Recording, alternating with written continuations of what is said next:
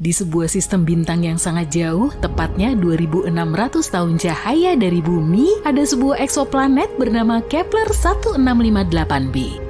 Planet ini merupakan planet gas raksasa yang mirip dengan Jupiter. Yang membedakannya dengan Jupiter adalah planet malang ini sudah ditakdirkan untuk hancur. Planet ini sedang berputar mengelilingi bintang induknya yang pada akhirnya akan berakhir dengan tabrakan dahsyat. Tapi yang paling menarik, para astronom tidak akan mengetahui fakta ini kalau bukan karena sebuah petunjuk kecil. Petunjuk itu adalah perubahan yang sangat kecil pada orbit planet.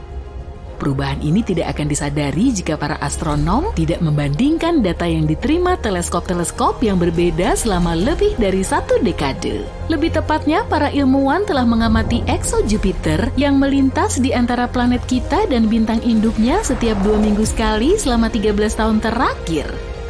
Dan mereka melihat kalau orbit planet ini semakin lama semakin mengecil. Setiap tahun, Kepler 1658b membutuhkan waktu 131 milidetik lebih sedikit untuk menyelesaikan satu putaran mengelilingi bintang induknya. Jika kecenderungan ini terus berlanjut, planet ini akan bertabrakan dengan bintang induknya dalam waktu 2,5 juta tahun lagi. Bahkan sebelum penemuan ini, model komputer memprediksi kalau beberapa planet akan menemui ajalnya dengan menabrak bintang induknya. Tapi inilah pertama kalinya para astronom mendapatkan bukti nyata akan hal itu dengan mengukur perubahan yang nyaris tidak terlihat pada orbit planet. Sekarang mereka tahu dengan pasti apa yang akan terjadi ketika sebuah planet akan menabrak bintang induknya, meskipun kita tidak akan bisa menyaksikannya. Tapi aku akan menceritakan sedikit tentang planet yang akan hancur itu. Planet ini ditemukan oleh teleskop antariksa Kepler milik NASA yang sudah tidak aktif lagi. Teleskop ini diluncurkan pada tahun 2009 dan misinya adalah menemukan planet yang mengorbit bintang lain alias eksoplanet. Dan eksoplanet pertama yang ditemukan teleskop Kepler adalah planet gas raksasa yang sedang kita bicarakan. Tapi para astronom membutuhkan waktu sekitar 1 dekade untuk memastikan kalau objek tersebut memang sebuah eksoplanet. Dunia ini seperti versi Jupiter yang lebih padat. Coba aja ambil 6 materi setara Jupiter, gulung menjadi bola yang lebarnya 1,1 kali lebih besar, dan begitulah ukurannya. Planet ini terkunci pasang surut pada bintang induknya, yang berarti planet ini membuat satu putaran penuh setiap kali menyelesaikan satu putaran mengelilingi bintang. Akibatnya sisi yang sama dari planet gas raksasa ini selalu menghadap ke arah bintang. Ini sama dengan apa yang terjadi pada bulan.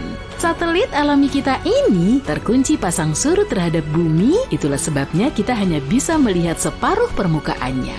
Nah, apa yang membuat ekso Jupiter jatuh ke dalam bintang induknya? Proses yang sama yang mendorong bulan menjauhi bumi. Ketika bulan mengorbit planet atau planet mengorbit bintang, gaya gravitasi keduanya berinteraksi dan saling tarik-menarik. Itulah yang menyebabkan terjadinya pasang surut di bumi. Tarikan ini melepaskan sejumlah energi. Energi ini bisa membuat suatu objek makin cepat atau lambat. Pada kasus pertama, benda angkasa akan bergerak lebih tinggi. Di kasus yang kedua, benda itu akan bergerak lebih rendah. Dan inilah yang terjadi pada raksasa gas, masa bintang induknya 1,5 kali masa matahari. Jadi nggak heran kalau gaya pasang surutnya secara bertahap memperlambat gerakan planet ini, membuatnya jatuh ke dalam. Ini semua terdengar agak tragis, tapi tabrakan yang berpotensi terjadi ini bukanlah hal yang paling aneh yang pernah terjadi di luar angkasa. Yuk kita lihat yang lainnya. Sebagai contoh, Betelgeuse si raksasa merah di rasi bintang Orion mulai meredup pada tahun 2019. Hal ini membingungkan para astronom. Pada saat itu bintang tersebut sudah membesar, dan jika bintang ini menggantikan matahari, permukaan luarnya akan menyebar jauh di luar orbit Jupiter. Kemudian Betelgeuse menjadi lebih redup pada musim gugur 2019. Proses ini terus berlanjut sampai bulan Februari 2020. Perubahannya bisa dilihat dengan mata telanjang. Gak heran daya terang si bintang meredup hingga 2/3-nya. Saat itu para astronom yakin Betelgeuse akan meledak menjadi supernova. Mereka terus mengamati bintang tersebut. Tapi gak disangka bintang itu kembali ke keterangannya yang biasa. Berkat teleskop Hubble, para ilmuwan tahu kalau bintang itu telah melontarkan sebagian materinya, dan ini menghalangi sebagian cahayanya. Bagaimana dengan eksoplanet permen kapas? Ini adalah planet-planet khusus di luar tata surya. Planet-planet ini juga disebut super puff, massa jenisnya rendah sekali, makanya planet-planet tersebut tampak ringan dan mengembang. Tapi meskipun tampak seperti camilan di taman hiburan, planet-planet seperti itu sangatlah besar. Kalau dipikir-pikir, para ilmuwan sering menemukan hal-hal aneh di luar angkasa. Beberapa di antaranya tampak seperti gumpalan kabur, tapi ada satu jenis gumpalan yang tidak tampak seperti benda angkasa lainnya. Lingkaran radio ganjil hanya bisa dilihat dengan teleskop radio. Gumpalan-gumpalan itu bisa jadi merupakan sisa-sisa supernova, tapi ada juga astronom yang berpendapat kalau gumpalan itu merupakan lubang cacing. Lubang cacing adalah terowongan hipotesis antara dua titik yang sangat jauh di ruang angkasa. Misi Juno melihat sesuatu yang aneh di atmosfer bagian atas Jupiter. Fenomena yang tidak biasa itu adalah sprite biru dan elf yang berputar-putar di atas permukaan planet. Ini adalah dua jenis kilatan cahaya terang yang muncul dalam waktu singkat, hanya dalam hitungan milidetik. Keduanya memanjang ke atas dan ke bawah permukaan planet. Di bumi, kilatan semacam itu biasanya terjadi pada ketinggian 96 km di atas badai petir.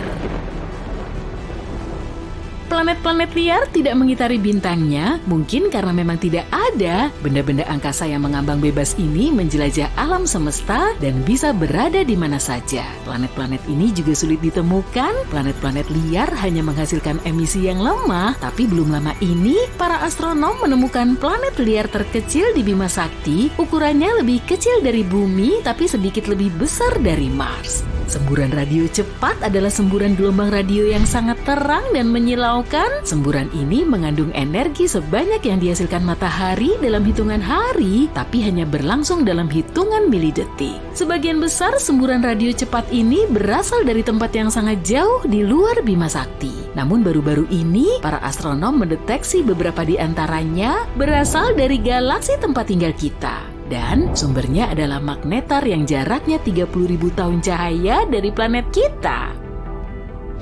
Jika memang ada, pasta nuklir merupakan materi terkuat di alam semesta. Terbentuk dari sisa-sisa bintang yang telah padam, materi ini akan tertekan menjadi materi yang kusut seperti spaghetti. Pasta nuklir bisa hancur, tapi dengan memberikan 10 miliar kali tekanan yang dibutuhkan untuk menghancurkan baja. Belum lama ini, para ilmuwan menemukan bahwa salah satu bintang paling masif baru saja menghilang. Bintang itu berada 75 tahun cahaya dari bumi. Biasanya jarak itu terlalu jauh bagi para astronom untuk bisa melihat bintang-bintang secara jelas. Kecuali kalau bintang-bintang itu sangat besar, dan bintang yang sedang kita bicarakan ini sangat besar. Bintang ini bersinar 2,5 juta kali lebih terang daripada matahari. Para astronom terakhir kali melihat bintang ini pada tahun 2011. Mereka memutuskan untuk memeriksanya lebih jauh beberapa tahun kemudian, tapi sudah terlambat. Bintang itu sudah lenyap. Bintang-bintang masif seperti itu biasanya meledak dalam supernova yang sangat terang. Tapi para astronom tidak melihat hal seperti itu dalam kasus ini. Ada teori yang mengatakan kalau bintang itu runtuh menjadi lubang hitam tanpa memicu supernova terlebih dahulu. Supernova memang bisa terjadi pada bintang-bintang yang mendekati akhir hidupnya, tapi sangat jarang terjadi. Kita tahu ada lubang hitam dan mungkin juga ada lubang hitam mini, meskipun keberadaannya belum terbukti. Tidak seperti saudara-saudaranya yang masif, lubang hitam mini yang hipotetis bisa jadi sangat kecil, tidak lebih besar dari sebuah atom. Masanya bisa bervariasi, tapi satu lubang hitam mini yang sangat kecil bisa saja memiliki massa 1000 mobil sedan. Salah satu teori menyatakan bahwa bertonton lubang hitam mikro mungkin saja tercipta tepat setelah Big Bang dan menjadi awal mula alam semesta. Sebagian ilmuwan bahkan mengatakan bahwa ada beberapa lubang hitam mini yang melintasi planet kita setiap harinya. Lebih dari 7.000 tahun cahaya dari bumi ada nebula elang, gugus bintang muda yang baru berusia 5,5 juta tahun. Teleskop Hubble berhasil memotret beberapa siluet gelap di dekat pusat nebula. Itulah yang disebut pilar penciptaan, yaitu area pembentukan bintang yang aktif. Wah, keren banget ya!